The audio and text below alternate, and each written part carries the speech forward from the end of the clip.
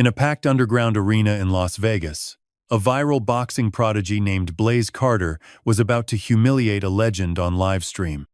What began as a celebration of another first-round knockout turned deadly serious when a silent, silver-haired spectator rose from his seat. Chuck Norris wasn't your typical spectator.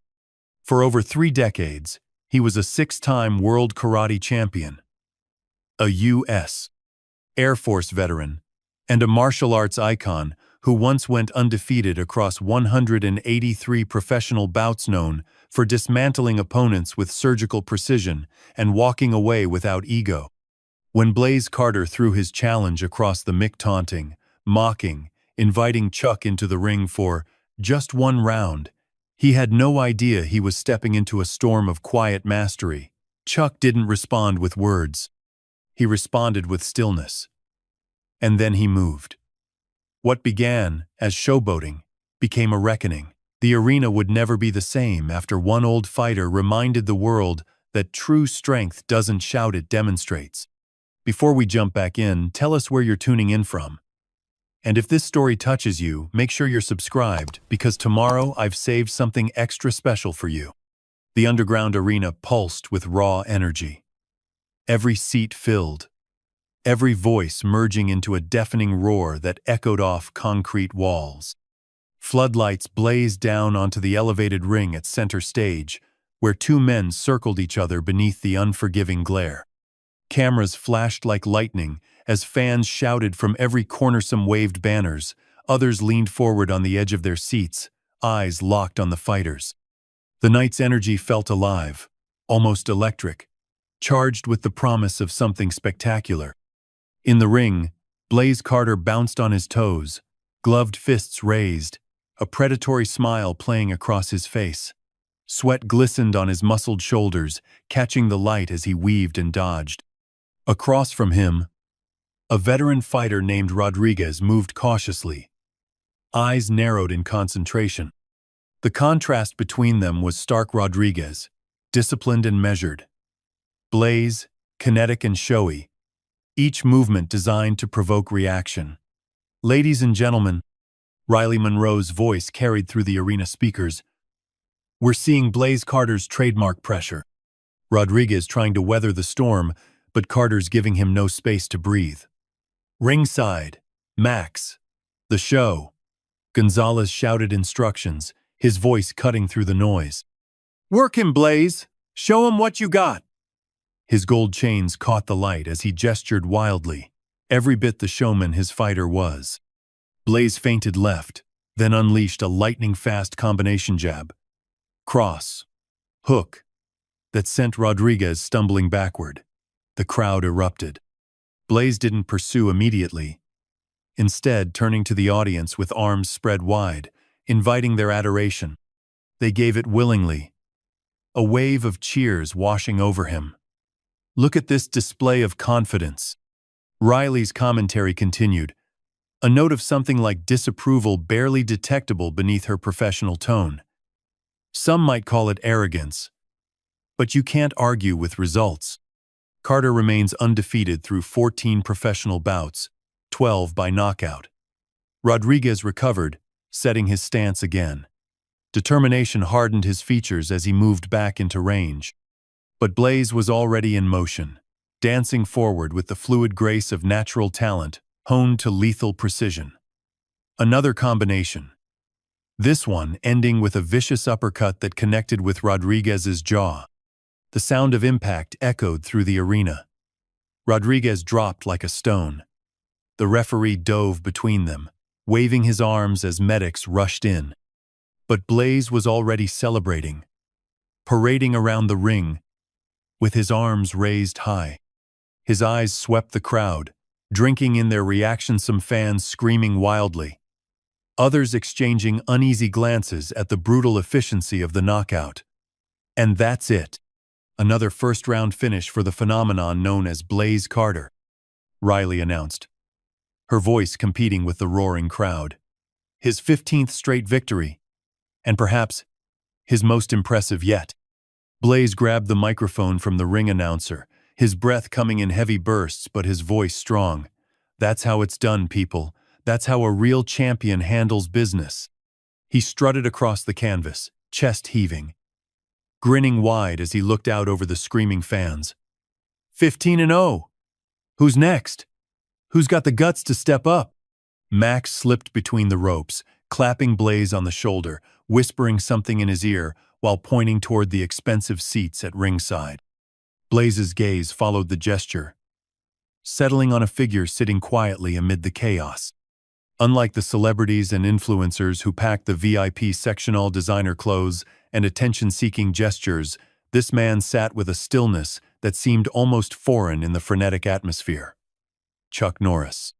His presence was understated but unmistakable: silver hair, weathered face, eyes that missed nothing.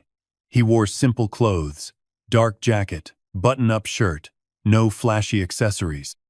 He watched the celebration without expression, one hand resting loosely on his knee, the other by his side. No applause, no reaction, just focused observation. Blaze's grin widened as his eyes locked onto Chuck. He wiped sweat from his brow with the back of his glove, then raised the microphone again. Well, well, well. His voice rang out, silencing much of the crowd as heads turned to follow his gaze. Look who came to see how real fighting's done these days. He pointed directly at Chuck. Chuck Norris, ladies and gentlemen. The man, the myth, the relic. Gasps rippled through the audience. Phones lifted higher, cameras swiveling toward Chuck, who remained perfectly still, face impassive. Hey Chuck, Blaze called out, pacing the ring like a showman working his audience. I grew up watching your movies, man. All that spinning kick Hollywood stuff. He mimicked an exaggerated karate move, drawing laughs from portions of the crowd. But this is 2025, old-timer. This is how we do it now. He gestured to the fallen Rodriguez, who was being helped to his feet by medical staff. Max grinned beside him, clearly loving the viral moment unfolding. He leaned in, whispering again, and Blaze nodded, his smile growing predatory. Tell you what, Chuck, Blaze continued, voice dropping to a theatrical challenge. Since you came all this way, why don't you step in here? One round. You and me. Let's see if those movie moves work in a real ring. The arena erupted, shock, excitement, and disbelief cascading through the crowd in waves. Some fans stood, pointing their phones at Chuck, eager to capture his reaction. Others began a chant that quickly spread. Chuck! Chuck! Chuck! Through it all, Chuck Norris remained motionless. His eyes sharp, clear, penetrating, stayed fixed on Blaze. No anger flashed across his features. No offense taken. No indication that the challenge had registered at all beyond quiet acknowledgement. Riley Monroe leaned forward in the commentary booth, her voice hushed as she addressed her broadcast partner. Is he serious? Blaze Carter just challenged Chuck Norris, martial arts legend, former world champion, to step into the ring. She shook her head slightly. This is unprecedented. Blaze, feeding off the crowd's energy, grew bolder. What's the matter, Chuck? Age finally catch up with you? He turned to the audience with arms spread wide. See, this is the difference between then and now. We back up our talk. We don't just play fighters on TV. Max was practically bouncing with excitement, already imagining the social media explosion, the interview requests, the sponsorship opportunities that would follow. This was marketing gold, regardless of whether Chuck accepted. But across the arena, something shifted in the atmosphere. Those nearest Chuck seemed to sense at first a subtle change in the air, like the charged stillness before lightning strikes. Chuck remained seated, his posture unchanged, but something in his eyes had intensified. Not anger, not offense, simply focus. Riley caught it too, her voice dropping lower as she narrated for viewers at home. For those just tuning in, undefeated boxing sensation Blaze Carter has just challenged Chuck Norris to a fight after his latest knockout victory. And while Carter celebrates, Chuck hasn't moved a muscle. But there's something happening here that's hard to define. a presence that's somehow filling this arena without a single word being spoken. Blaze, still riding high on adrenaline and adoration, missed the subtle shift. He continued playing to the crowd, mimicking karate moves and laughing. "Come on, Chuck. One round. I'll even let you throw the first punch." The chants grew louder. "Chuck! Chuck! Chuck!" The arena throbbed with anticipation, phones recording every second. And then, without fanfare or dramatic gesture, Chuck Norris stood. The simple action sent an immediate ripple through the crowd. Conversations died mid-sentence. The chanting faltered, then stopped. Even Blaze paused his theatrics, watching as Chuck removed his jacket with slow, deliberate movements and handed it to a nearby security guard. Chuck hadn't spoken a word, hadn't acknowledged the taunts or the challenge. He simply stood and began walking toward the ring, his pace unhurried, his gaze never leaving Blaze. "Ladies and gentlemen," Riley whispered into her microphone, the hushed tone of someone witnessing history, "Chuck Norris is approaching the ring." The crowd parted before him, fans stepping back almost reverently, phones raised to capture every step. No one spoke. The arena, so deafening moments before, had fallen into an anticipatory hush. Blaze watched Chuck's approach, his smile faltering slightly before he caught himself, forcing the cocky grin back into place. He turned to Max, who gave him an enthusiastic thumbs up despite the visible uncertainty in his eyes. As Chuck reached the ring steps, Marcus Denton, the referee, moved forward as if to intervene, then stopped. Something in Chuck's calm demeanor made formal introductions or explanations seem unnecessary. Marcus simply nodded and stepped aside. Chuck climbed through the ropes with the fluid ease of a man half his age, his movements economical and precise. He stepped onto the canvas and stood still, facing Blaze across the ring. No stance, no guard raised, just quiet presence. Blaze found his voice again, though it carried a slight tremor beneath the bravado. "So the legend accepts." He played to the crowd, though their reaction was more subdued now, anticipatory rather than frenzied. "One round, old man. Hope you remember how to fall." Chuck said nothing. His silence was more eloquent than any trash-talk stillness that seemed to expand, filling the ring with unspoken gravity. Riley's voice cut through the tension, though she spoke barely above a whisper. "What we're witnessing is more than a challenge accepted. It's a collision of eras, of philosophies." Blaze Carter represents the loud, brash face of modern combat sports all flash and social media savvy. And standing across from him is Chuck Norris, embodiment of an age when martial arts was about discipline first, spectacle second. The contrast couldn't have been more stark. Blaze, still sweaty from his previous fight, bouncing on his toes, unable to stay still. Chuck, composed and motionless, conserving energy, giving nothing away. Max shouted from the corner, "Show him how it's done, Blaze. First round knockout, just like always." But Blaze wasn't smiling anymore. Something in Chuck's quiet confidence had finally penetrated his armor of arrogance. For the first time that night, perhaps the first time in his career, doubt flickered across his face. The crowd sensed it too. The atmosphere shifted again, the energy changing from spectacle to something more solemn, more significant. Everyone present seemed to understand, suddenly and collectively, that they were about to witness something more meaningful than a simple exhibition match. Marcus Denton approached the center of the ring, glancing between the fighters. "Gentlemen," he began, then faltered, realizing the usual pre-fight instructions seemed inadequate for what was unfolding. After a moment's hesitation, he simply stepped back, giving them space. Chuck and Blaze stood facing each other, separated by 10 feet of canvas and decades of martial philosophy. The arena held its breath. Behind the commentary table, Riley Monroe watched the two men square off, her microphone temporarily forgotten in her hand.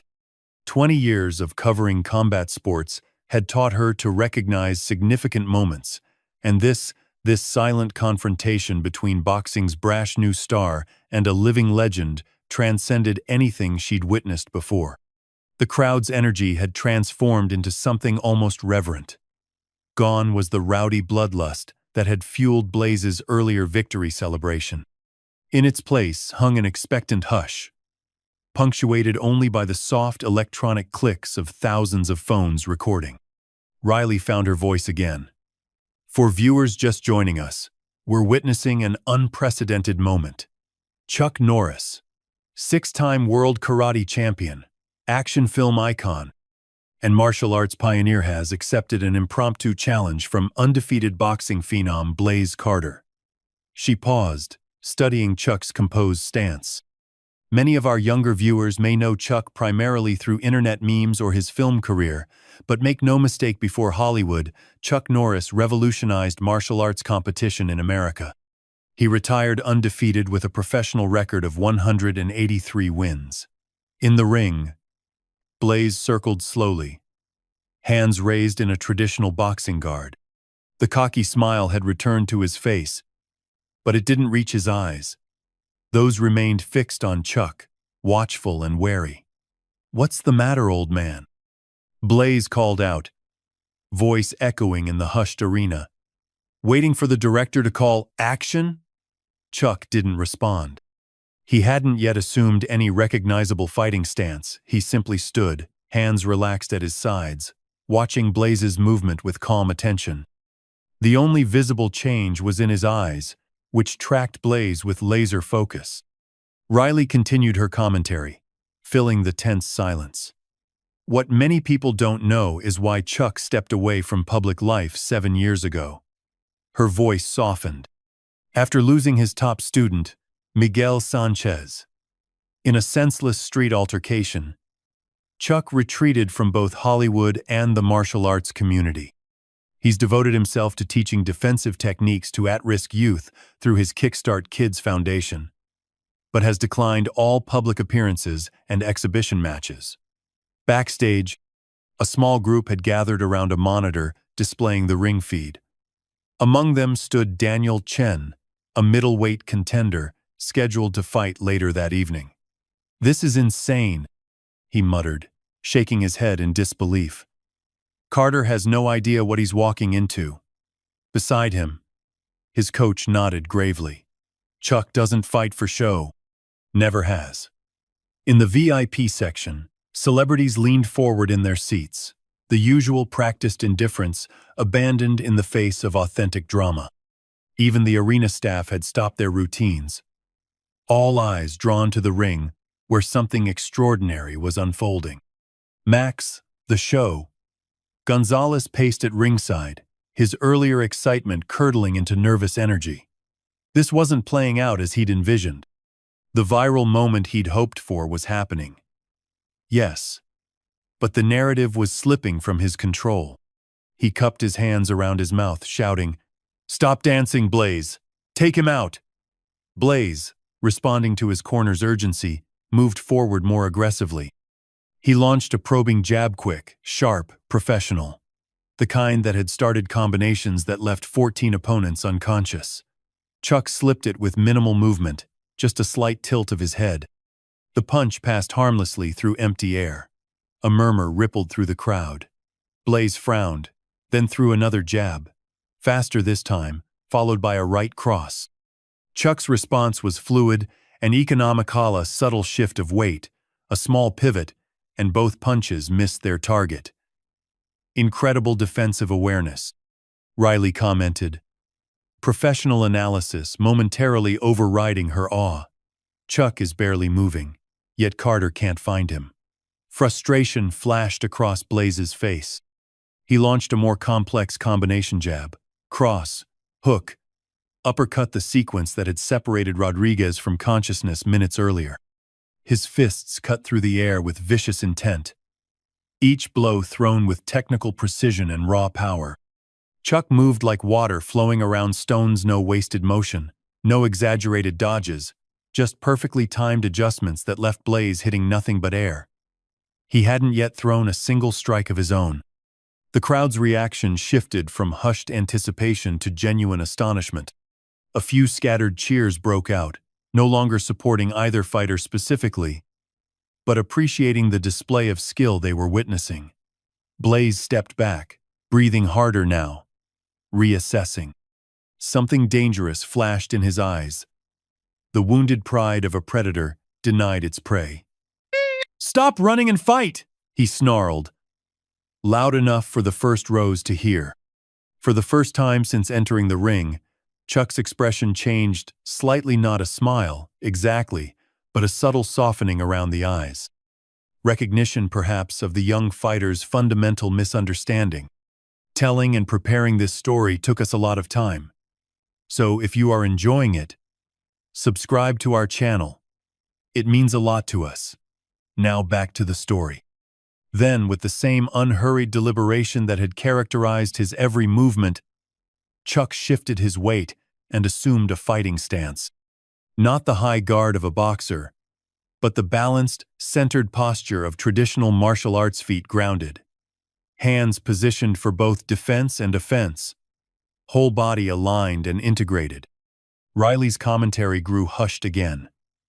And there it is.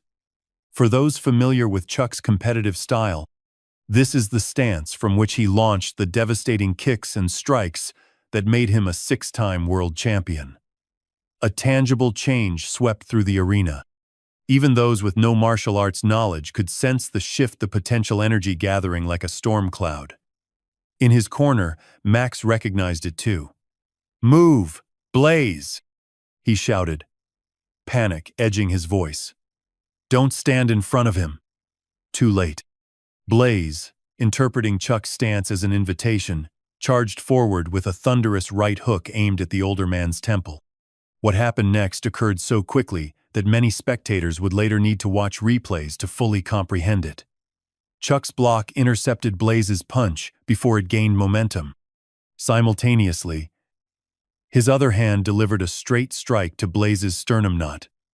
Delivered with crushing power, but with precise timing that disrupted the younger fighter's balance and breathing. Blaze staggered back, eyes wide with shock more than pain. The crowd gasped collectively.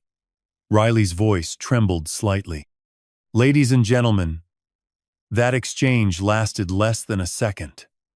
But what you just witnessed was the fundamental difference between fighting for spectacle and fighting with purpose." Chuck didn't match Carter's power, he neutralized it, then countered with just enough force to create distance and make a point. Blaze recovered quickly, his face darkening with a cocktail of emotion, surprise, embarrassment, and rapidly escalating anger. The calculated showmanship vanished, replaced by genuine fury. He reset his stance and moved in again, this time with less finesse and more raw aggression. Chuck waited, perfectly balanced, neither advancing nor retreating. In the commentary booth, Riley's broadcast partner leaned closer to her. "Has Chuck ever competed under boxing rules? Carter's in his element here." Riley shook her head slightly. "That's what makes this so fascinating. Chuck isn't trying to outbox Carter, he's demonstrating something more fundamental about combat itself." Back in the ring, Blaze launched another barrage, a flurry of hooks and uppercuts thrown with bad intentions. The crowd roared as Chuck parried the initial strikes, but a glancing blow caught his shoulder. Blaze, sensing opportunity, pressed forward, loading up a haymaker aimed at Chuck's jaw. The punch never landed. Chuck stepped inside Blaze's guard and delivered 3 rapid strikes, palm heel to the chest, open hand to the chin, elbow to the shoulder. None thrown with full power, but each landing with surgical precision on nerve centers and balance points. Blaze folded like a marionette with cut strings, dropping to one knee, his expression a mask of confusion and disbelief. The arena erupted. Fans leapt to their feet, phones raised high. Capturing the moment, a social media heavyweight encountered authentic martial prowess. The chant began again, louder now. Chuck! Chuck! Chuck! Marcus Denton, the referee, stepped forward, then hesitated. This wasn't a sanctioned bout with clear rules. He looked questioningly at Chuck, who gave a slight nod of reassurance. This wasn't about injury or domination. It was about demonstration. Max threw his towel into the ring, shouting incoherently. But Blaze waved him off, struggling back to his feet. Pride overrode caution. He wouldn't be humiliated in front of his followers, his sponsors, his cultivated audience. He raised his gloves again, but the confident smirk was gone, replaced by grim determination. Remarkable, Riley whispered into her microphone. Carter's never been knocked down before. Yet Chuck put him on the canvas with techniques designed not to injure, but to educate, to reveal vulnerabilities. This isn't a fight, it's a master class. In the ring, something had changed in Blaze's eyes. The blind confidence had been replaced by something more primal, the desperate fury of a man confronting the collapse of his self-image. He stalked forward, abandoning technique entirely, throwing wild punches aimed to hurt, to demolish, to destroy the threat to his carefully constructed persona. Chuck's response was neither anger nor escalation. If anything, his movements became even more controlled, more measured.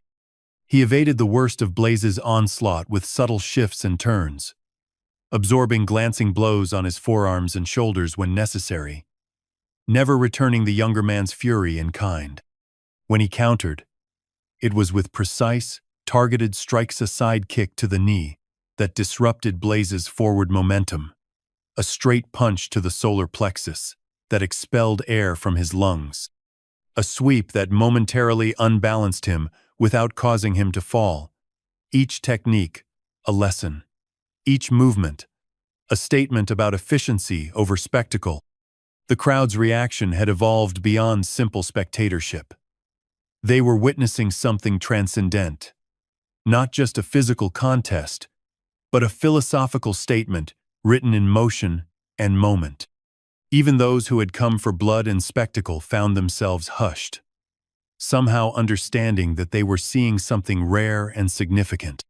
Riley's commentary had grown sparse, her experienced voice recognizing when silence better served the moment. But now she spoke again, her tone reflective. Throughout his career, Chuck Norris emphasized that martial arts was never primarily about fighting. It was about developing character, discipline, self-control. The physical techniques were simply the vehicle for deeper growth. She paused, watching Chuck sidestep another of Blaze's increasingly desperate attacks. What we're seeing is the difference between someone who fights for external validation and someone who developed mastery for its own sake. Chuck isn't trying to prove anything to us. He doesn't need our approval or attention. That's what makes his demonstration so powerful. In the ring, Blaze was flagging. His earlier bout and the emotional toll of this unexpected challenge had drained his reserves. Sweat poured down his face, his breathing ragged, his movements growing slower and more predictable. Yet still he came forward, unwilling or unable to accept the lesson being offered. Chuck, by contrast, appeared virtually unchanged from when he'd entered the ring. His breathing remained steady, his movements fluid and purposeful. No wasted energy, no unnecessary flourishes. The stark contrast between them told its own story. One man who fought for show, burning himself out with excess. Another who had built his foundation on efficiency, demonstrating its effectiveness. Max was screaming from the corner, his voice hoarse with desperation. Back him up, Blaze. Cut off the ring. Don't let him breathe. But it was Blaze who couldn't breathe, who couldn't find space or opportunity as Chuck continued his measured, methodical dismantling of the younger fighter's technique and confidence. Then came the moment everyone present would remember long after the videos went viral. The moment that would be analyzed in dojos and gyms around the world. Blaze, summoning his remaining energy, launched a last, frenzied attack, a wild overhand right thrown with every ounce of his considerable power. The kind of desperate punch that, if it landed, could change the narrative instantly. Chuck didn't evade this time. Instead, he stepped forward, into the path of the blow.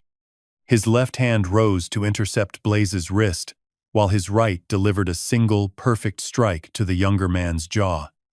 Not thrown with hatred or excessive force. Not designed to injure or concuss. Simply the precisely correct technique, applied at exactly the right moment, with exactly the necessary power. Blaze froze mid-motion, eyes glazing over, legs suddenly uncooperative. Then he collapsed to the canvas in a heap, consciousness temporarily departing. The arena fell silent, a collective intake of breath held in suspended animation. Chuck stood over the fallen fighter. No triumph in his posture, no celebration or gloating. After ensuring Blaze wasn't seriously hurt, he simply turned and walked toward the ropes. The silence broke.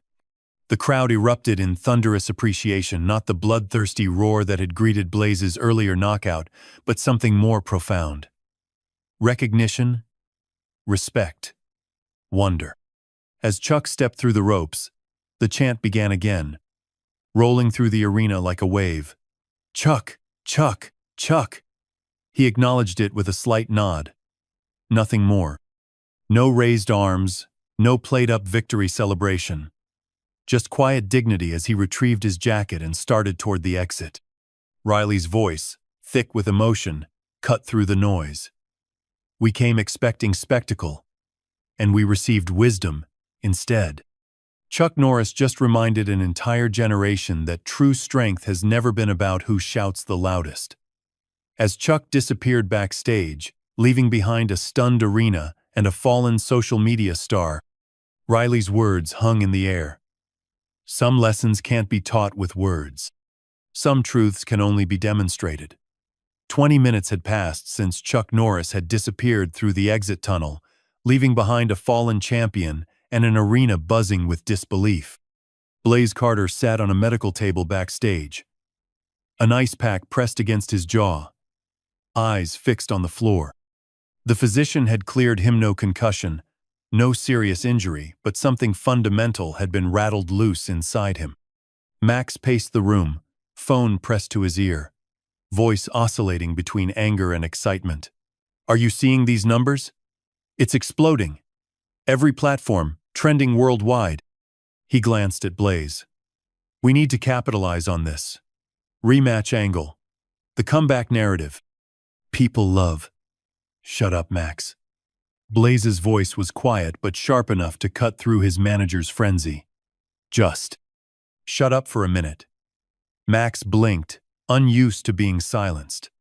He lowered his phone, studying his fighter with growing concern. Look, this isn't the end of the world. We spin it right. This could be the best thing that ever happened to your brand. The humbling. The learning moment. Audiences eat that redemption stuff up. Blaze didn't respond. He was replaying the encounter in his mind, not just the physical defeat, but the stark revelation it had forced upon him. For years, he'd equated volume with impact, confused attention with respect. Chuck had dismantled more than his fighting technique. He'd exposed the hollowness at the core of Blaze's carefully constructed persona. A production assistant poked her head through the door. 5 minutes until the press conference, Mr. Carter. Max clapped his hands together. Perfect! Let's get out in front of this narrative. He grabbed a clean towel, wiping sweat from his brow. We acknowledge the loss. Show humility. But emphasize you stepped up to a legend when nobody else would. Frame it as a learning experience, not a defeat. Blaze stood, wincing slightly. Physical pain he understood. It was the unfamiliar ache of wounded pride that disoriented him. Is he going to be there, Chuck? Max snorted. Doubt it. Guy vanished like a ghost. No interviews, no statements, nothing. Just walked out and disappeared. He shook his head. Old school. No understanding of media opportunities. Something in Max's dismissive tone sparked a flare of anger in Blaze's chest. For the first time, he heard the emptiness in his manager's endless calculations, the spiritual poverty of their shared approach to fighting all surface, no substance. Outside, in the main arena, the atmosphere had fundamentally shifted. The exhibition card continued other fighters, other bouts, but the energy had changed. The crowd remained unusually subdued, as if collectively processing what they'd witnessed. Conversations in the stands centered on Chuck's demonstration. Phones displayed replays of the brief but profound encounter. Riley Monroe sat in the commentary booth, preparing notes for the upcoming press conference when her producer's voice came through her earpiece. "We've got confirmation. Chuck Norris just arrived at the media room. No warning, no advance notice." Riley's head snapped up. "He's taking questions? That's unprecedented. No information beyond his presence. Camera 3 has the feed now." The monitor before her switched to show the media room, where reporters were settling in for the expected post-fight conference with Blaze. A ripple of surprise moved through the assembled journalists as Chuck entered quietly from a side door, taking a seat at the far end of the conference table. No entourage, no security, just the man himself, composed and still in the same simple clothes he'd worn throughout the evening. Riley grabbed her tablet and hurried from the booth. Whatever was about to happen, she needed to witness it firsthand. By the time she reached the media room, it was packed beyond capacity. Reporters stood along the walls, cameras jostled for position, the air thick with anticipation. Chuck sat alone at the table, hands folded before him, expression neutral as he waited. The door at the opposite end opened. Blaze entered with Max close behind, their entrance lacking the bravado that typically characterized their media appearances. Blaze faltered momentarily when he spotted Chuck. Genuine surprise, registering on his face before he mastered it. He took his seat at the table, several empty chairs between himself and Chuck. Max remained standing behind him, whispering something in his ear that Blaze seemed to ignore. The press conference moderator, clearly flustered by the unexpected dynamics, cleared his throat. "Ladies and gentlemen, thank you for your patience. We're here to discuss tonight's exhibition bout between Blaze Carter and Chuck Norris." A forest of hands shot up immediately. The moderator pointed to a reporter in the front row. "Question for Chuck Norris. After years of declining public appearances, what prompted you to accept Carter's challenge tonight?" All eyes turned to Chuck, who considered the question with deliberate thoughtfulness before speaking. When he did, his voice was steady and quiet, yet carried effortlessly through the room. "I didn't come tonight looking for a fight." His Texas accent was subtle but present. "I came to observe, to learn about the current state of combat sports." He glanced briefly at Blaze before continuing. "But when the challenge was issued, I recognized an opportunity to demonstrate something important, not just to Mr. Carter, but to everyone watching. Something about the difference between fighting for attention and training for mastery." The room fell silent, reporters forgetting to take notes as they absorbed his words. "In my day," Chuck continued, "we didn't have social media or viral videos. We trained in quiet gyms, focused on perfecting technique and building character. The applause was secondary to the discipline."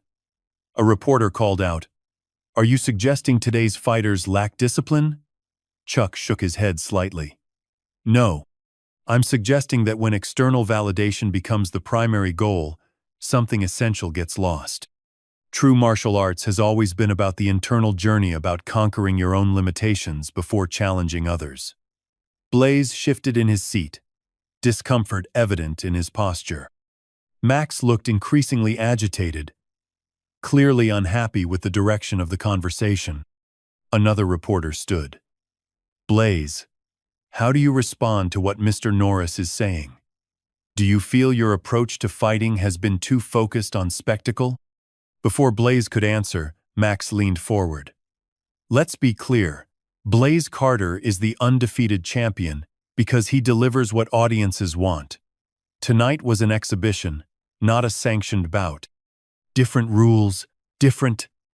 Max. Blaze's voice cut through his manager's defense. Let me answer.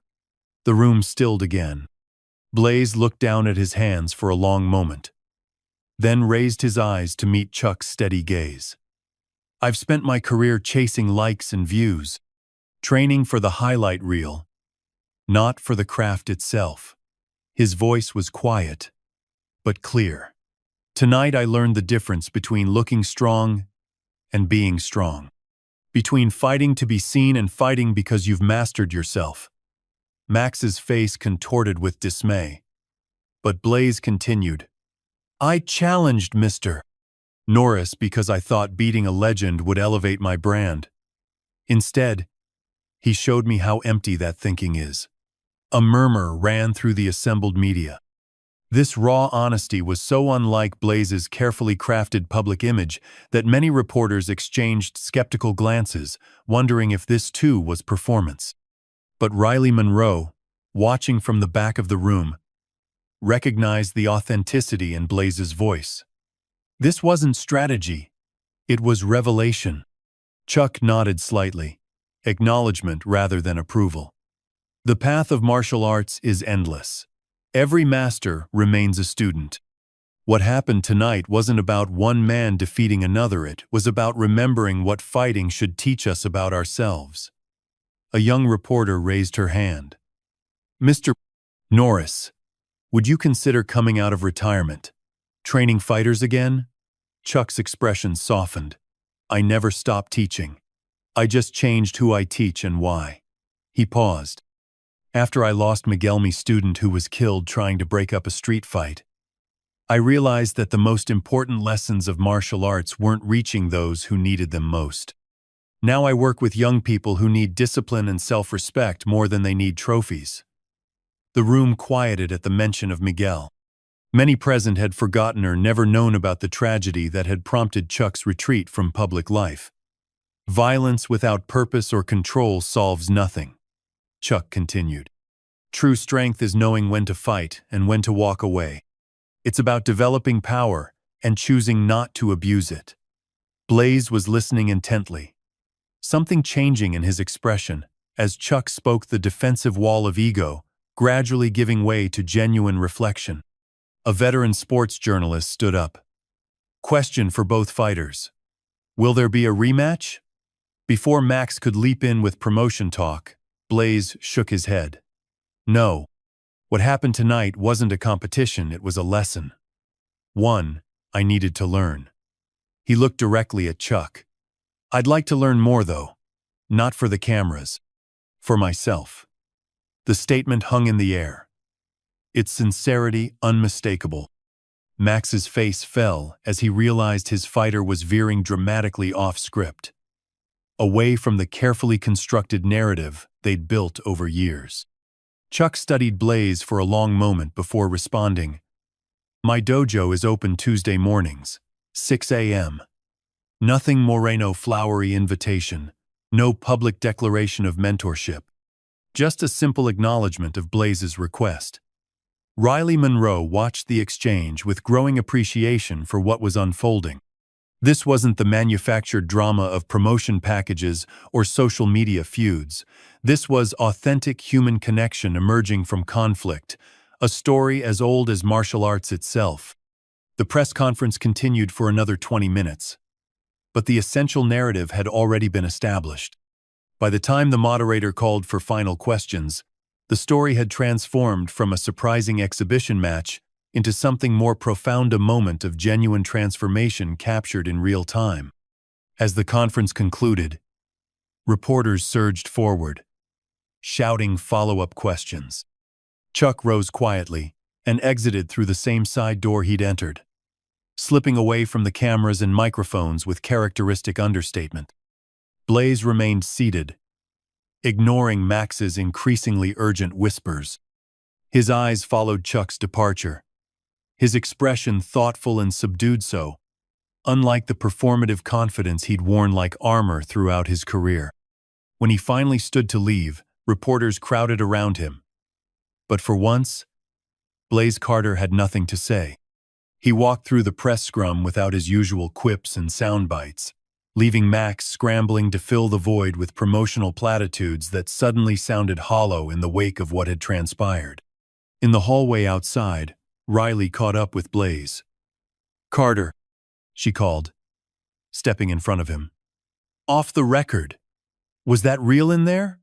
Or is this some new angle you're working?" Blaze stopped, meeting her skeptical gaze. The calculated charm that typically characterized his media interactions was absent. "You saw what happened in that ring." His voice was quiet, meant for her alone. "You can't fake that kind of lesson." Riley studied him, her journalistic instincts searching for the performance beneath the sincerity. But what she saw was a young man genuinely shaken not just by physical defeat, but by the confrontation with his own carefully constructed mythology. "Tuesday morning," she said. "Will you actually show up?" A flicker of the old defensiveness crossed his face, then faded. "I don't know yet," he admitted. "Part of me wants to. Part of me is." He trailed off, unable to articulate the complex emotions churning beneath the surface. Riley nodded, understanding. "Scared?" "Ashamed," Blaze corrected. "There's a difference." With that, he moved past her, leaving Max to handle the remaining press inquiries. For the first time since his meteoric rise began, Blaze Carter walked alone. No entourage, no cameras tracking his exit, just a fighter confronting the vast gap between the image he'd projected and the man he actually was. Tuesday arrived, with the particular clarity of desert dawns, the Las Vegas sky transitioning from black to deep blue to the pale gold of early morning.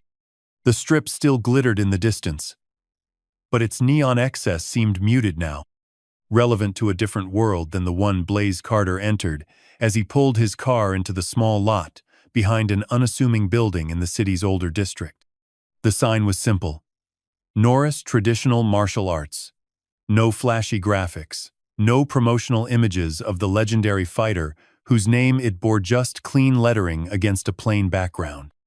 Blaze sat in his car for several long minutes, engine off, hands resting on the steering wheel. The past 72 hours had been a storm of conflicting pressures. Max had alternated between fury and calculated opportunism, first berating Blaze for going off message, then presenting a comprehensive strategy for leveraging the loss into a redemption narrative. Sponsors had called with thinly veiled concerns about brand alignment. Social media notifications had poured in by the thousands, some mocking, others supportive, all demanding his response. Blaze had answered none of them. For the first time in years, he disconnected, turned off his phone, avoided interviews, declined appearances. The constant noise that had surrounded him since his rise to prominence had suddenly become unbearable, a cacophony that drowned out something essential he was struggling to hear within himself. Now, in the quiet of early morning, that inner voice was clearer. It had led him here, to this modest dojo, at an hour when he'd normally be deep in sleep after a night of clubs and cameras. He checked his watch. 5:50, 2 a.m. Taking a deep breath, he stepped out of the car. The dojo's rear entrance was unlocked. Blaze hesitated, then pushed the door open and stepped inside. The space was simple and functional: polished wooden floors, white walls adorned with just a few calligraphy scrolls, training equipment arranged with meticulous order. No mirrors covering the walls like in the high-end gyms where he typically trained. No branded merchandise or sponsorship banners.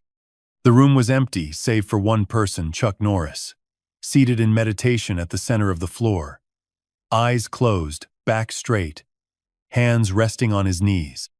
He wore a traditional white gi, the black belt at his waist, the only indication of rank or achievement. Blaze stood awkwardly by the door, suddenly acutely aware of his designer athletic wear and limited edition training shoe sole, carefully selected for their photogenic qualities rather than functional merit. The contrast between his curated appearance and the austere authenticity of the space made him shift uncomfortably. Chuck's eyes opened. He regarded Blaze with the same calm, measured gaze that had been so disconcerting in the ring. No surprise registered on his face neither at Blaze's presence nor his timeliness. "There are training uniforms in the changing room," Chuck said, his voice quiet but carrying easily in the silent space. "First door on your left." Blaze nodded, grateful for the simple instruction that required no explanation of his presence or decision to come. He found the changing room and a stack of clean white gis in various sizes. Changing into one, he felt strangely vulnerable without his customary gear, with its logos and signature colors, just plain white cotton, anonymous and functional. When he returned to the main floor, he found Chuck still seated in the same position. "Sit," Chuck instructed, gesturing to the space across from him. Blaze lowered himself to the floor, attempting to mirror Chuck's posture, but finding it more difficult than expected. His body, conditioned for explosive power and camera-ready flexing, resisted the simple discipline of sitting straight with nothing to do but be present. "Before we begin physical training," Chuck said, "we start with stillness. Controlling the mind must precede controlling the body." Blaze nodded, though the concept was foreign to his experience. His training had always been focused on external results, muscle definition for camera appeal, knockout power for highlight reels, cardio endurance for late-round dominance. The idea of training attention itself had never been presented to him. "Close your eyes," Chuck instructed. "Focus on your breathing. When thoughts arise, and they will, don't fight them. Just observe them, then return to the breath." Blaze closed his eyes, immediately feeling awkward and self-conscious. His mind raced with competing thoughts. Was he making a fool of himself? What would Max say if he could see this? Was this some kind of test? Would Chuck post about this online later? "Your mind is very busy," Chuck observed after several minutes, his voice neither judgmental nor surprised. "That's natural. It's been trained to seek constant stimulation, just as your body has been trained for constant display." Blaze opened his eyes, a defensive retort rising to his lips, then subsiding as he recognized the simple truth in Chuck's assessment. His entire career had been built on capturing and maintaining attention. Of course, his mind would resist its absence. "I don't know if I can do this," he admitted, the words emerging before he could filter them through his usual calculated persona. Chuck nodded. "That's the first honest thing you've said since you arrived." He rose to his feet in a single fluid motion that belied his age. "Now we can begin." What followed was unlike any training session Blaze had ever experienced. There were no cameras, no music pumping through speakers, no trainers shouting encouragement or counting reps. Just precise instruction and patient correction. Chuck began with fundamentals so basic that Blaze initially felt insulted: stance, balance, breathing. Elements he'd considered mastered years ago, beneath his current level of achievement. "Your foundation is weak," Chuck told him bluntly after observing his movement. "You've built impressive power on unstable ground." Rather than arguing, Blaze found himself listening, really listening perhaps for the first time in his career. The absence of an audience removed the usual filter through which he processed feedback, always calculating how adjustments would affect his image rather than his actual performance. Again, Chuck would say after each attempt, his tone neither encouraging nor discouraging, simply expectant. No praise for effort, no criticism for failure, just the consistent request for improvement.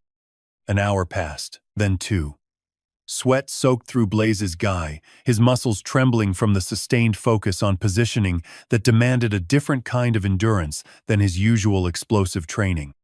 Yet Chuck showed no signs of tiring, his demonstration of each movement as precise in the third hour as it had been in the first.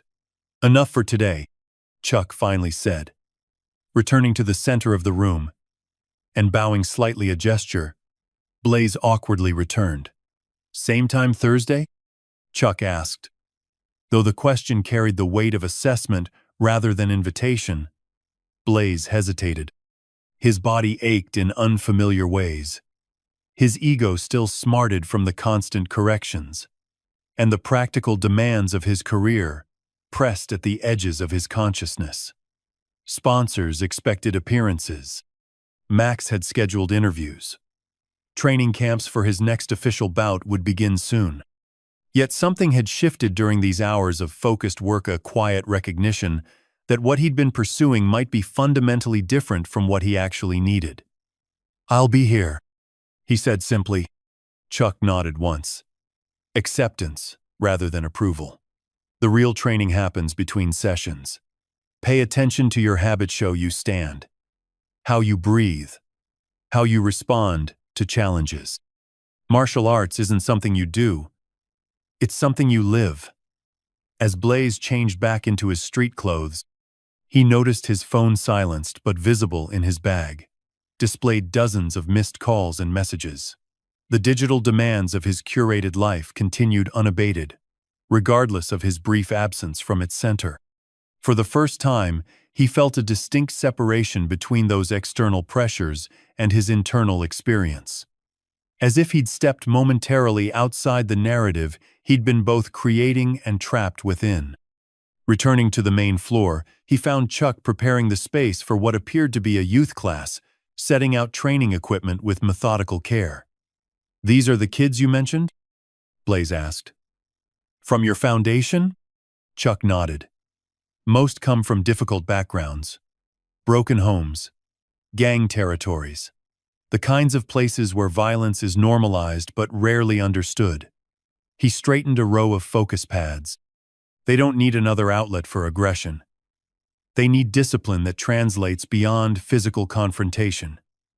Blaze watched him work, struck by the contrast between this purposeful preparation and the elaborate production that surrounded his own public training sessions, always staged for maximum visual impact, carefully edited for promotional packages.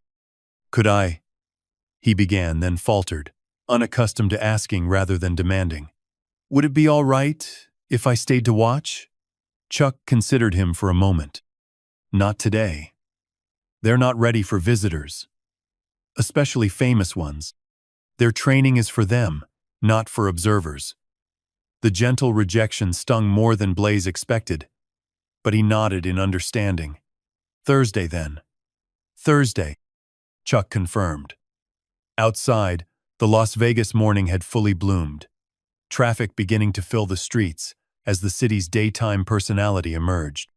Blaze sat in his car again, in no hurry to rejoin the world that awaited him: the interviews, the sponsorship obligations, the carefully constructed persona that had begun to feel like a cage rather than a vehicle.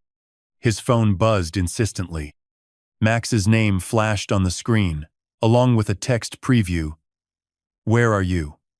Fox Sports is wait." Blaze started the engine but didn't immediately pull away. He found himself watching the dojo entrance, where a small group of teenagers had begun to arrive, the polished, privileged youth who typically sought training at prestigious academies, but kids with the wary eyes and defensive postures of those who'd seen too much, too young. They greeted Chuck with a mixture of respect and familiarity as he welcomed them inside. No cameras documented their arrival. No social media celebrated their participation.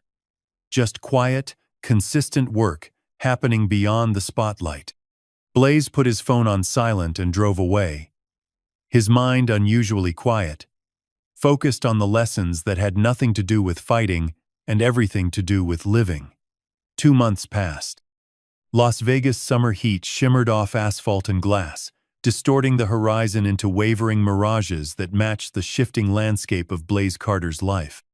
Inside the Norris dojo, now familiar in its simplicity, Blaze moved through a complex sequence of techniques, no longer the awkward, resistant student of those first sessions. but a dedicated practitioner showing signs of transformation. His movements had gained a fluidity that complemented his natural power, his awareness extending beyond the immediate target to encompass balance, positioning, and energy conservation. Chuck observed from the side, his corrections now more nuanced. "Your mind still runs ahead of your body," he noted. "You're thinking about the end of the combination before fully executing its beginning." Blaze nodded, recognizing the truth in the observation. It paralleled a pattern in his broader life, always focused on outcomes, on future glory, rarely present in the moment of actual experience. Their training sessions had expanded from twice weekly to nearly daily, much to Max's ongoing frustration. The manager's initial dismissal of Blaze's Zen phase had hardened into genuine concern as his fighters' priorities visibly shifted away from the promotional machine they'd built together. Sponsorship appearances were declined or rescheduled. Social media posts became sparse and thoughtful, rather than constant and provocative. Training footage, once a staple of Blaze's brand, was no longer shared with millions of followers. Most worrying to Max, Blaze had begun asking questions about his contracts, his obligations, his financial arrangements, areas he'd previously delegated entirely to management, while he focused on performance and personality. Today marked a significant juncture in this evolving narrative. After training, Blaze would meet with the Nevada Athletic Commission regarding his return to professional competition, his first official bout since the exhibition with Chuck that had altered his trajectory. "You're distracted," Chuck observed as Blaze's technique faltered mid-sequence. Blaze stopped, centering himself with the breathing practice that had become second nature. "The meeting with the commission. The fight next month." He shook his head. "Everyone has expectations about how I'll perform, who I'll be." Chuck gestured for him to sit. They settled on the training floor. The familiar ritual of post-workout reflection that had become as important as the physical training itself. "Who do you want to be?" Chuck asked. The question deceptively simple. Blaze considered this. 2 months ago, the answer would have been automatic: the undefeated champion, the social media sensation, the fighter everyone loved or loved to hate. Now, the performative certainty had given way to genuine introspection. "I want to be authentic," he said finally. "I built a career on being larger than life, more confident, more aggressive, more everything than was natural or necessary. It worked. But..." He searched for words that could articulate the emptiness that had begun to hollow out his achievements even before Chuck had exposed their foundations. "But it wasn't sustainable," Chuck finished for him. "Personas require constant energy to maintain. Your true self is the only identity that doesn't deplete you." Blaze nodded, grateful for the articulation of what he'd been feeling but struggling to express. "Max doesn't understand. He thinks this is temporary, that I'll go back to being the old Blaze once I start winning again." "Will you?" The question hung between them, carrying weight beyond the immediate context of Blaze's upcoming return to competition. It addressed a fundamental fork in his path: continue the transformation begun in this simple dojo, or revert to the formula that had brought him fame and fortune. "I don't think I can," Blaze admitted. "Even if I wanted to, I don't think I could unsee what I've learned here." Chuck nodded, a rare smile briefly softening his features. "That's the true test of learning, not whether you can perform techniques in controlled conditions, but whether you can maintain your center when the world pulls at you from all directions." 40 minutes later, Blaze sat before the Nevada Athletic Commission, surrounded by the familiar apparatus of fight promotion cameras, reporters, representatives from his management team. Max sat beside him, briefcase open, documents arranged in meticulous order, expression fixed in the practiced optimism of deal-making. Commissioner Edwards reviewed the paperwork before him. "Mr. Carter, after your extended absence from competition, the Commission requires assurance that you're physically and mentally prepared to return to professional fighting." He glanced up. Your manager has submitted medical clearances and training documentation, but given the unusual nature of your last public appearance, we have additional questions." Max leaned forward. "Commissioner, I can assure you that Blaze is in peak condition. His training regimen has been unconventional but comprehensive, and he's more than ready to—" "I'd like to hear from the fighter," Edwards interrupted, looking directly at Blaze. The room quieted. Reporters leaned forward, sensing potential drama. Max shifted uncomfortably beside him. Blaze took a deep breath, centering himself as he'd been practicing for months now. "My last fight wasn't a sanctioned bout, but it taught me more than any official match in my career." His voice was steady, lacking the performative intensity that had once characterized his public speaking. "I've spent these months rebuilding my foundation, not just physically, but mentally. I'm a different fighter now than I was before." Edwards studied him. "Different? How?"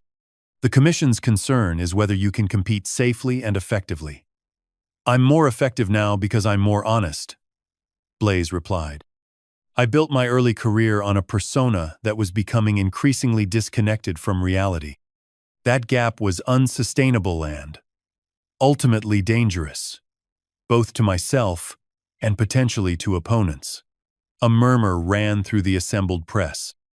This candid self-assessment was dramatically different from the brash confidence they'd come to expect from Blaze Carter. Max attempted to steer the conversation back to safer territory. "What Blaze means is that he's developed a more strategic approach. His technique has evolved, but fans can still expect the explosive performances that made him a champion." Blaze turned to his manager, a brief look passing between them that spoke volumes about the growing distance in their perspectives. "That's not what I mean, Max." He returned his attention to the commissioners. "I'm not here to promise spectacular knockouts or viral moments. I'm here because fighting is my profession, and I want to practice it with integrity." The commission approved his return, and as reporters surged forward with questions, Blaze felt a strange calm amidst the familiar chaos. The machinery of fight promotion continued its relentless operation around him, but he no longer felt defined by its mechanisms or confined by its expectations. Outside the commission offices, Max finally gave voice to the frustration that had been building for weeks. "What was that in there? We had a strategy emphasize your physical improvements, hint at new techniques to build anticipation, keep the focus on the upcoming fight, not philosophical musings about authenticity." Blaze regarded his longtime manager with newfound clarity. "Max, we need to talk about my contract, about our arrangement going forward." Max's expression shifted from frustration to alarm. "What are you saying? We built this career together. Your brand, your opportunities. That's just it." Blaze interrupted gently. "We built a brand, but somewhere along the way, I lost sight of the person beneath it." He glanced at his watch. "I promised Chuck I'd help with the youth class this afternoon. We'll continue this conversation tomorrow." Fight night arrived with the particular electricity that only Las Vegas can generate around combat sports. The Strip, illuminated with promotional images, betting odds displayed on towering digital billboards, fans from across the globe converging on the MGM Grand Arena where Blaze Carter would face Miguel Santana in his highly anticipated return. Backstage, the energy was equally charged but fundamentally different from Blaze's previous bouts. Gone was the entourage of hangers-on and social media coordinators that had once filled his dressing room. Gone, too, was the carefully curated pre-fight soundtrack, designed to project aggression and dominance. Instead, Blaze sat quietly with his reduced Tima Cutman, a second, and to everyone's surprise, Chuck Norris, who stood in the corner observing the preparations with characteristic calm. Max entered, tablet in hand, clearly uncomfortable with the stripped-down arrangements but professional enough to focus on immediate priorities. Arenas packed. Betting line has narrowed, more money coming in on you with the late action. He glanced at Chuck, nodding slightly, but unable to hide his lingering resentment. Press row is speculating about how your style will have changed. Blaze acknowledged the information with a nod as his hands were being wrapped. Any word on Santana? Confident. His team's been pushing the narrative that you've gone soft, that all this martial arts philosophy has dulled your killer instinct. Max's tone revealed his own lingering doubts on this point. Chuck spoke for the first time since arriving. True martial arts doesn't dull the edge. It simply ensures the blade is wielded with purpose. Max bit back what appeared to be a reflexive dismissal, instead focusing on practical matters. 5 minutes until walkout. Standard entrance. Procedure music hits. Lights drop. You make your way to the ring. He hesitated. Unless you wanted to change that too? The question carried an edge, but Blaze let it pass. Standard procedure is fine. He stood as the cutman finished with his gloves. Chuck, thank you for being here. Chuck nodded once. Remember what we discussed. The opponent isn't Santana. It's the gap between your training and your application, between what you know and what you do under pressure. His entrance music hit the same aggressive track that had accompanied his previous victories, but as he walked through the tunnel toward the lights and noise, Blaze experienced it differently. No longer using it to fuel artificial aggression, he simply acknowledged its rhythm, remaining centered in his own preparation, rather than the external spectacle. The crowd's reaction was mixed cheers from loyal fans intermingled with uncertainty from those who didn't know what to expect from this evolved version of a fighter once known for brash predictability. Signs bearing his name and image dotted the stands, alongside newer ones questioning whether new Blaze could match the dominance of his former self. Riley Monroe's voice carried over the broadcast as Blaze made his way to the ring. For those just joining us, this is the moment many fight fans have been waiting for: Blaze Carter's return to professional competition following his exhibition encounter with Chuck Norris that went viral for all the wrong reasons. Her co-commentator picked up the thread. The big question tonight: has Carter's training with Norris enhanced his fighting ability, or has it softened the killer instinct that made him undefeated in 15 professional bouts? As the referee called them to the center for instructions, Santana leaned in close. Hope you enjoyed your time playing Karate Kid, because tonight, you're back in the real world. The old Blaze would have responded with escalating trash talk, feeding the pre-fight narrative of animosity and disrespect. The man who stood there now simply nodded, acknowledging Santana's strategy without being provoked by it. They returned to their corners. Chuck's final words were simple: be present. Nothing else exists but this moment. The bell rang. Santana came out aggressive, just as expected, pressing forward with combination punches designed to overwhelm and test Blaze's resolve immediately. The crowd roared as the action exploded from the opening second, sensing the potential for early drama. But where the old Blaze might have matched aggression with aggression, this version moved with calculated efficiency, slipping punches, creating angles, conserving energy while gathering information about his opponent's patterns and preferences. Carter looking surprisingly patient early, Riley observed from commentary, not returning fire with the volume we're accustomed to seeing from him. Santana pressed his perceived advantage, growing more aggressive as Blaze continued his measured approach. You running already? He taunted between combinations. Fight me, movie star. Midway through the round, the dynamic shifted. Having established Santana's rhythms and tendencies, Blaze began timing his counters, not wild exchanges, but precise, targeted strikes that landed with noticeable effect. A straight right as Santana overextended. A clean hook as his opponent reset his stance. Technical execution, replacing emotional reaction. The crowd's energy evolved from initial confusion to growing appreciation. They were witnessing something rare in modern combat sports fighting, as chess rather than war. Strategic calculation rather than emotional escalation. As the round ended, Santana returned to his corner, breathing heavily. A thin line of blood trickling from his nose despite having thrown twice the volume of strikes as Blaze.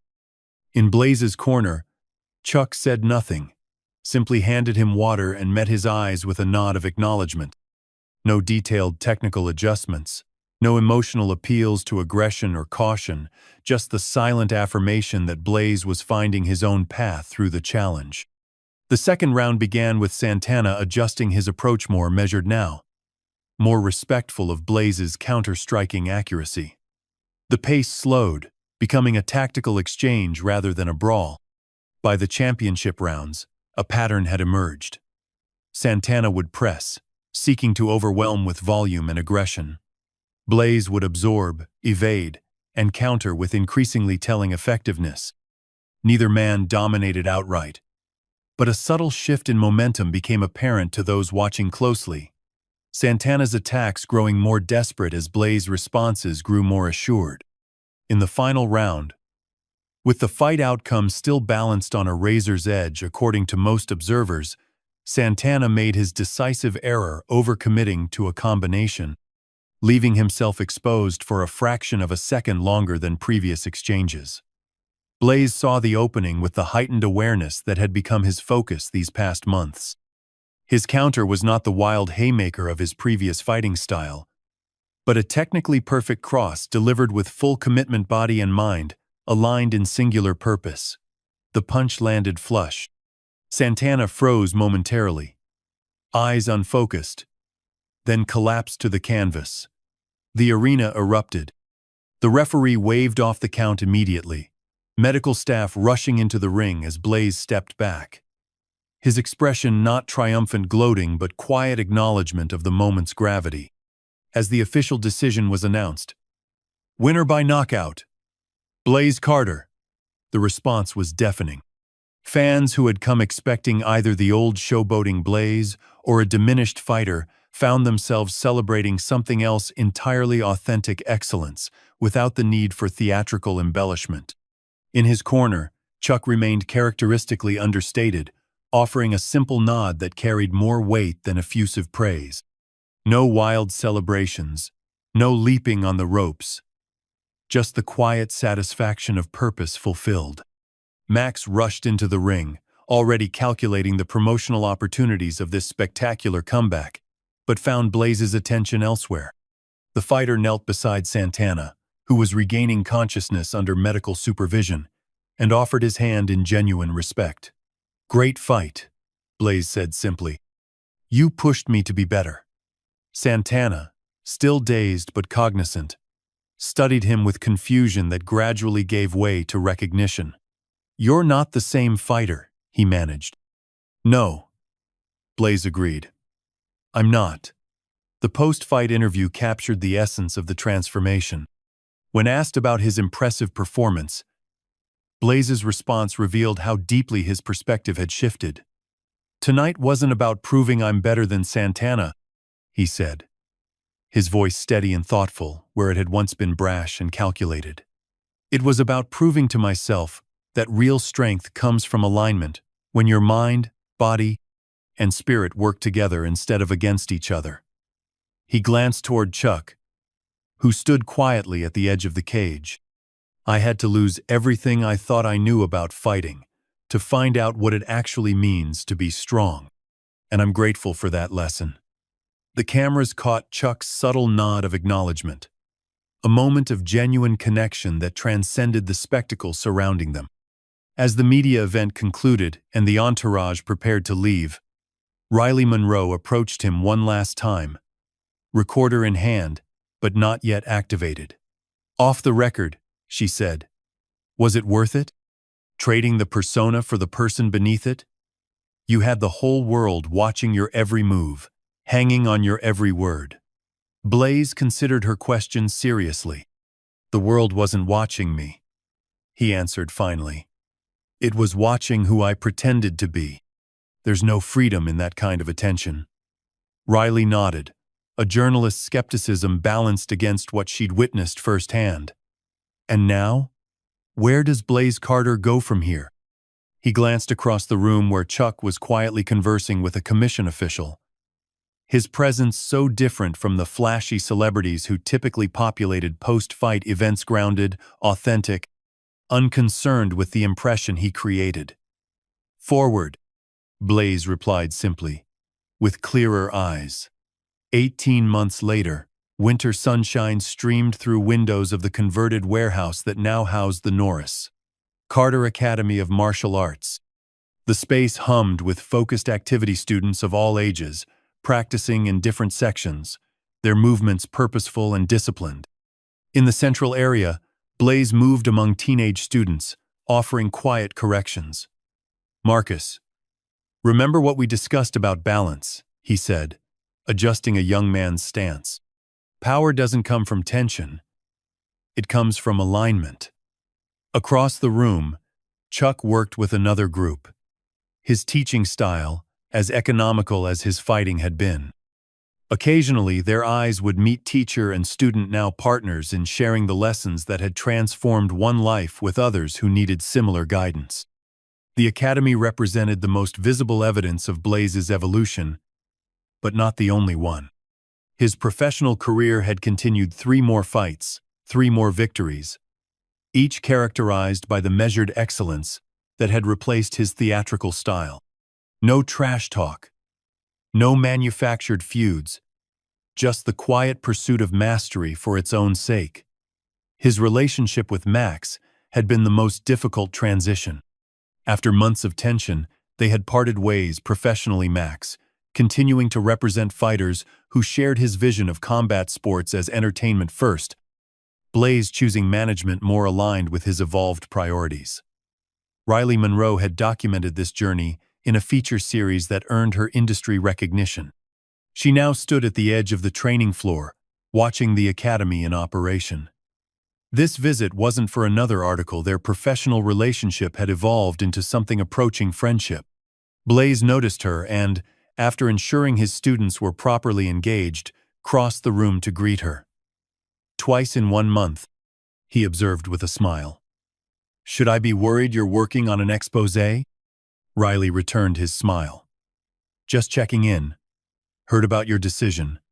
Wanted to get your thoughts." The decision required no further explanation. 3 days earlier, Blaze had announced his retirement from professional competition. At 31, still in his physical prime, with lucrative offers arriving regularly, he had chosen to step away not due to injury or declining skills, but because his path had evolved. "Let's talk outside," Blaze suggested, leading her to a small garden area where students often meditated. They settled on a bench beneath a young oak tree, one of several planted when the academy opened. Symbols of the slow, steady growth that had replaced Blaze's former fixation on immediate results. "So," Riley began. "No second thoughts?" Blaze shook his head. "None. The fighting was never the point. It was what the fighting taught me. Now I can pass those lessons on without the distractions of professional competition. The purses, the fame, the platform, those aren't small distractions," Riley observed, noting the magnitude of what he was walking away from. "They became chains," Blaze replied. "Every contract, every promotional obligation. They all pulled me away from what matters most. The real work happens here, with these kids." Riley nodded, understanding. "Chuck seems pleased." Blaze smiled. In his understated way, "He never pushed me toward retirement, never suggested my professional career was incompatible with what I was learning. He just kept pointing me toward the deeper questions, trusting I'd find my own answers." "And have you found your answers?" Blaze considered this. "I've found better questions. Before, I was asking how to get more attention, more money, more status. Now I'm asking how to be more present, more authentic, more useful."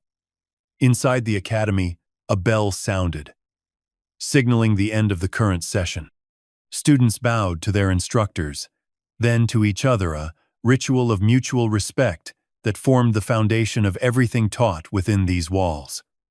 Blaze stood, preparing to return to his responsibilities. Will you stay for the next class? It's the veterans group, some powerful work happening there. As they walked back toward the building, a black SUV pulled into the parking lot. Max Gonzalez emerged, designer sunglasses and gold jewelry, marking him as distinctly out of place in the academy's understated environment. Blaze paused, surprised. They hadn't spoken directly since the announcement of his retirement, just a brief email exchange acknowledging the end of their contractual obligations. Max approached, removing his sunglasses to reveal a complex mixture of emotions: pride, regret, uncertainty. "Didn't expect to see you here," Blaze said, neither welcoming nor dismissive. Max shifted uncomfortably. "Saw your announcement. Figured I should say something in person." Riley, sensing the need for privacy, excused herself and continued inside. "Congratulations," Max said finally. "On knowing when to walk away. That's rare in this business." "Thank you," Blaze replied, genuine appreciation in his voice. "Would you like to come inside? See what we're building here?" Max hesitated, then shook his head. "Not today. Maybe another time." He glanced toward the academy. "I just wanted to say that I was wrong about what you needed." His voice carried the unfamiliar texture of sincere reflection. "I thought it was my job to make you bigger, more famous. I never considered there might be something more important than that.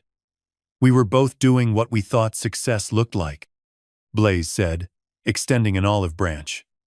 "Neither of us was entirely wrong. Just incomplete." Max nodded. "The foundation. You started the work with these kids and veterans. It's good. Important. It's open to support," Blaze replied, recognizing an opportunity to bridge their different worlds.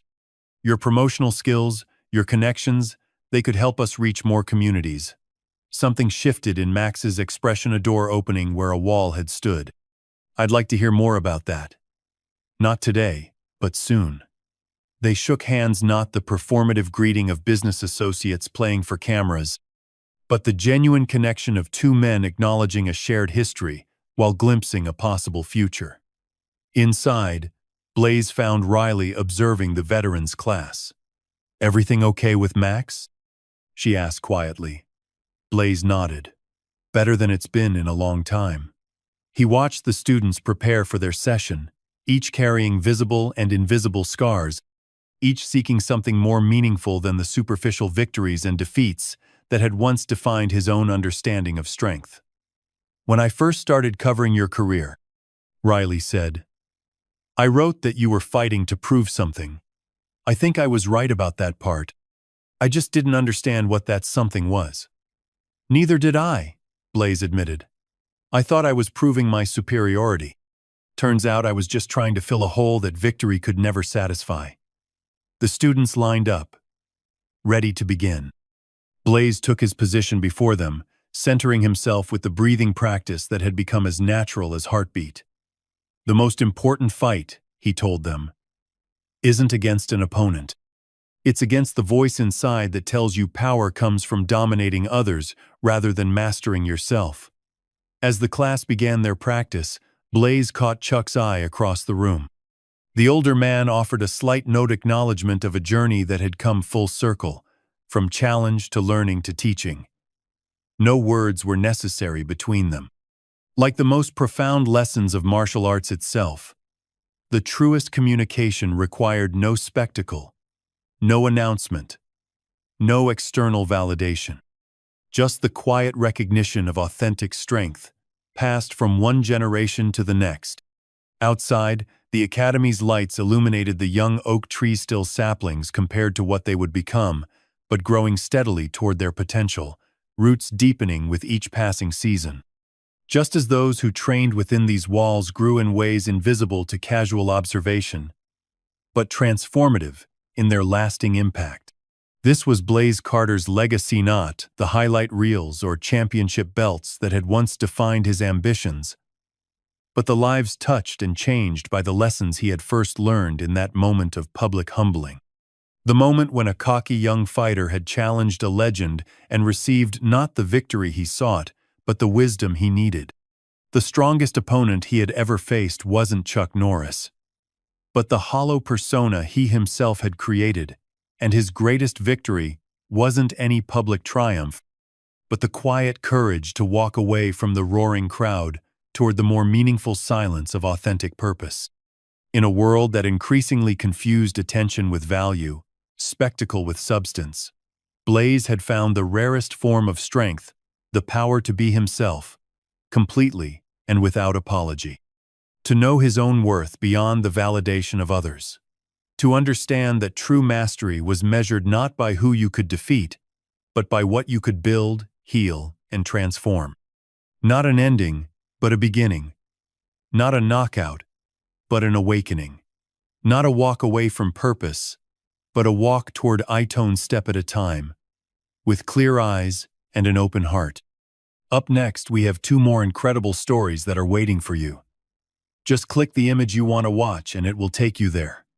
If you enjoyed this video, make sure to subscribe. It would mean a lot.